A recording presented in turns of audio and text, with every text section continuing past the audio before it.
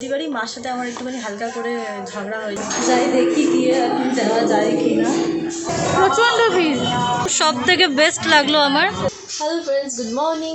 ডেলিগ্রাফে সবাইকে ওয়েলকাম জানিয়ে নতুন কিছু শিখি, নতুন কিছু জানি, নতুন কিছু দেখি, নতুনভাবে আড্ডাই দিই। চলো শুরু করি। আমি এবারে শিওর ছিলাম না যে এবারে অঞ্জলি দিতে যাওয়া যাবে কি না, বাট আজকে সকাল থেকে শুনলাম এখানে অ্যানাউন্স করছে যে সায়নরাদি অঞ্জলি হবে এবং ওরা ডিস্টেন্স মেনটেন করি অল্প অল্প করে লোক নিয়ে ওরা অঞ্জলি দেওয়ার ব্যবস্থা ওরা করেছে। তো তাই জন্য ভাবলাম যে ঠিক আছে তাহলে অঞ্জলিটা দিতেই যাই। তো কি পরবো না পরবো এখনও কোনো প্ল্যান নেই, এখন দেখবো কীরকম কী ম্যাচিং মতো কী পাই, তারপরে সেটা পরে অঞ্জলি দিতে যাবো, তোমাদের সাথেও শেয়ার করবো। তো তোমরাও আমাকে কমেন্ট করে জানাও যে তোমাদের পুজো কেমন কাটছে, তোমরা কীভাবে পুজো কাটাচ্ছ, আমাদের ভিডিও তোমাদের কেমন লাগছে সেটাও তোমরা কমেন্ট করে আমাদের জানাও। তো চলো এখন আমি আগে যাবো, একটু স্নান করে নেবো, স্নান করে নিয়ে দেন রেডি হবো, তারপর তোমাদের সাথে আবার কথা বলছি। খুঁজে পেয়েছি পরার মতন, সেটা হলো কি এই যে একটা হলুদ ঢাকাই, এটা একটা কিন্তু তোমার শক্ত ঢাকাই পরতে ভালো লাগে না, ফুলে থাকে অনেক। আর এই যে একটা লাল ব্লাউজ, তো এটাই পরে নিই। শাড়ি পরতে গেলে প্রতিবারই মার সাথে আমার একটুখানি হালকা করে ঝগড়া হয়ে যায়, কারণ কি মা পড়াতে নিলে পরে আমার মন মতন হয় না, তো সেটা নিয়ে আধ ঘন্টা চলে। তো দেখি আজকে কত তাড়াতাড়ি শাড়ি পরতে পারি।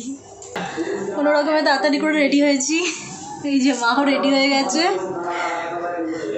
কোনো রকমের শাড়ি পরেছি, ঠিক করে পরা হয়নি, কারণ কি পুষ্পাঞ্জলি অনেকবার হয়ে গেছে, এবারে যদি না যাই তাহলে আর দেওয়া হবে না, তাই তাড়াতাড়ি করে পুষ্পাঞ্জলিটা দিয়ে এসে নিই, তারপর ভালো করে আমার শাড়ি পরবো। যাই দেখি গিয়ে এখন যাওয়া যায় কি না, অলরেডি অনেকবার হয়ে গেছে।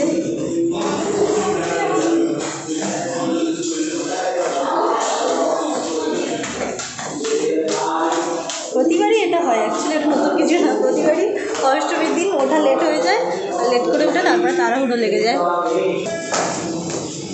मंगले शिवे सर्वत्र साधिके शरण्ये त्र्यंबके गौरी नारायणी नमोस्तुते। মায়ের কাছে হচ্ছে, দেখা যাক আমি দিতে পারি কিনা, বিকজ আমি অলরেডি লেট। হবে না, এখন পুষ্পাঞ্জলি দিলে আমি সন্ধি পূজার জোগাড় করতে পারবো না। হাত স্যানিটাইজ করে নেওয়া হচ্ছে আগে পুষ্পাঞ্জলি দেওয়ার আগে।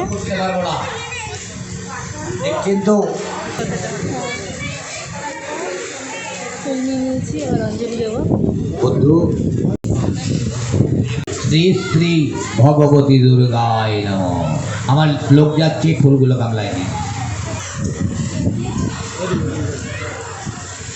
একটু পরে হাত জোর করে কপালে টাকান, সর্বমঙ্গলে মায়ের কাছে আশীর্বাদ চেয়ে নিন। আমার ঠাকুর মশাই যাবে দক্ষিণা দিয়ে দেবে। হ্যাঁ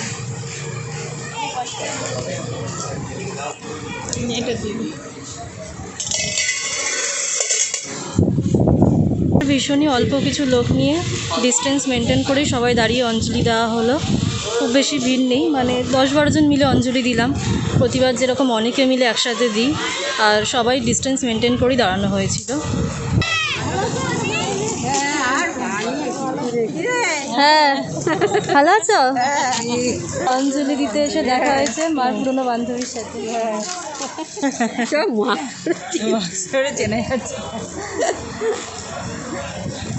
হ্যাঁ, খিচুড়ি দেওয়া হচ্ছে, ভোগের খিচুড়ি, তো ভাবলাম একটু নিয়েই যাই। আর দিদি খুব খিচুড়ি ভালো খায়, দিদিকে মিস করছি। ও তো অফিস চলে গেছে।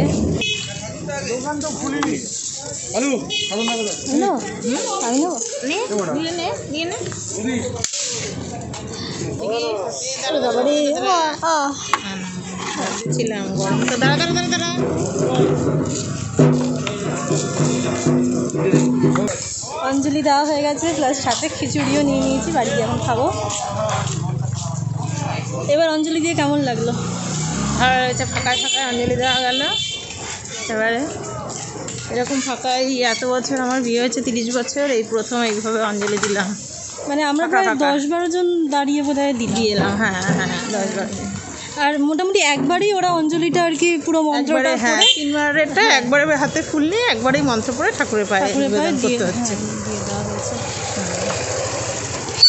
যেরকম 3 বার ফুল নিয়ে দেওয়া হয়, এবার একবারই সেটা একবারই সেটা করা হয়েছে। তুমি এখানে বসো, আমি ফুলটা তুলে নিই, জলটা ভরে নিই, তারপরে আজকে সকালে মা ফুল তোলেনি, তাই এখন ফুল তুলছে। মা এদিকে অনেক আছে, এদিকে এই যে এখানটা।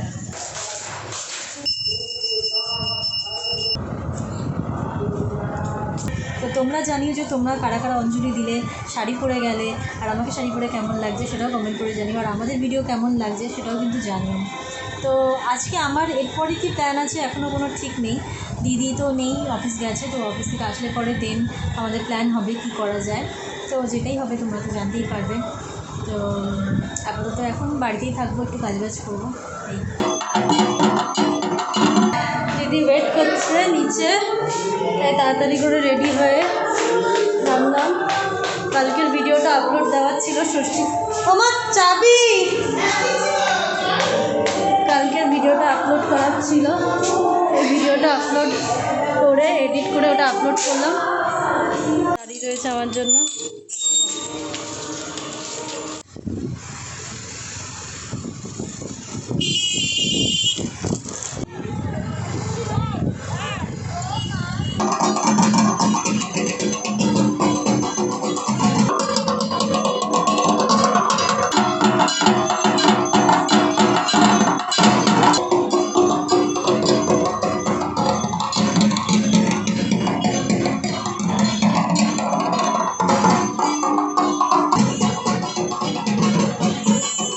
এখন আমরা যাচ্ছি পঞ্চমীতে।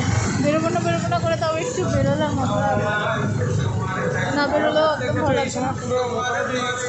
প্রত্যেক বছরে এই সময় ষষ্ঠী, সপ্তমী, অষ্টমী, তো অষ্টমীর মধ্যে সব দেখা হয়ে যায়। হয়তো কোনো একটা সাইড বাকি থাকে, সেটা নর্থের সাইড না সাউথের সাইড হয়তো বাকি থাকে, কিন্তু এবছর তো করোনার জন্য না বেরোনোটাই ভালো। আমরা খুব একটা সেই জন্য বেরোইও নি। আসছে বছর সব দেখবো, আশা করি সবাই ভালো থাকবে।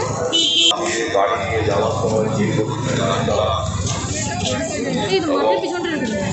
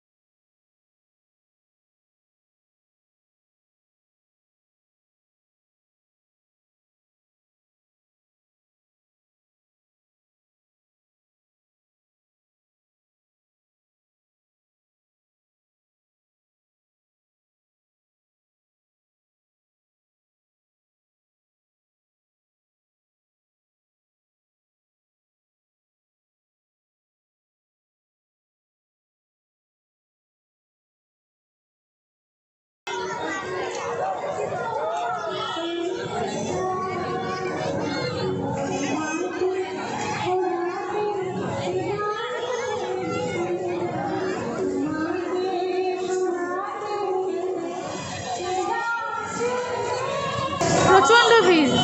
আমরা নাকতলাতেও গেছিলাম। হ্যাঁ, নাকতলাতেও গিয়েছিলাম। অবশ্য আমরা ষষ্ঠীর দিন গিয়েছিলাম, সেই জন্য হয়তো একটু ফাঁকা ছিল, বাট আজকে অষ্টমী, সবাই একটু বেরিয়েছে আসলে। সেই জন্য আমরা যতটা সম্ভব তাড়াতাড়ি করে জাস্ট দেখে আমরা এবার বাড়ি চলে যাচ্ছি, আর থাকবো না। জাস্ট তোমাদেরকে সবাইকে দেখানোর জন্য, তোমরাও জানো কীরকম ভিড় হচ্ছে না হচ্ছে, জাস্ট তাও তোমাদেরকে দেখানোর জন্য আমরাও একটু দেখলাম, সেই ফাঁকে দেখে যাচ্ছি।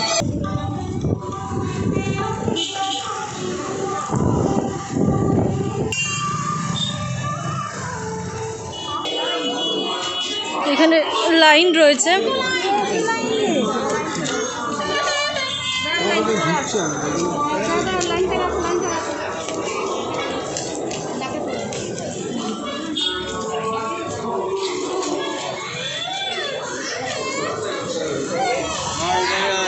এখানে একটা জিনিস ভালো লাগলো, যেটা সবাইকে লাইন দিয়ে ঢোকাচ্ছে, যেটা আগে যে প্যান্ডেলে গেলাম পঞ্চদুর্গায়, কোনো ডিস্টেন্সের কোনো বালাই নেই, ইভেন মাস্ক ছাড়াও অনেকে ঘুরছে ওখানে।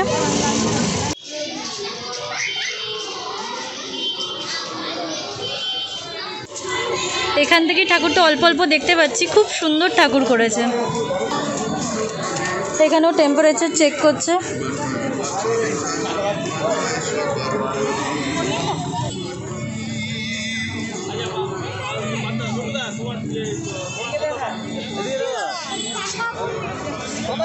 এতদিন যা ঠাকুর দেখলাম সব থেকে বেস্ট লাগলো আমার। প্যান্ডেলও দারুণ কালারফুল আর ঠাকুরও খুব সুন্দর।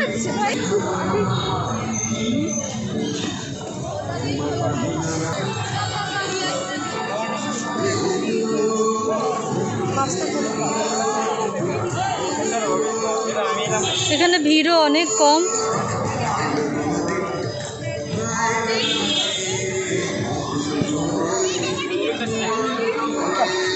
এটা গড়িয়ার সুভাষপল্লী, যদি কেউ গড়িয়ার কাছাকাছি থাকো এই প্যান্ডেলটা দেখতে পারো, খুবই সুন্দর হয়েছে।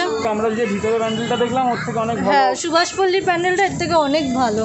মানে ওরা লাইন মেনটেন করে ঢোকাচ্ছে, গিয়েও ওখানে ডিস্টেন্স মেনটেন করে সবাই ঠাকুর দেখছে। যাই হোক, আমরা আর বেশি ঠাকুর দেখবো না, এবার আমরা ঘরে ফিরে যাব।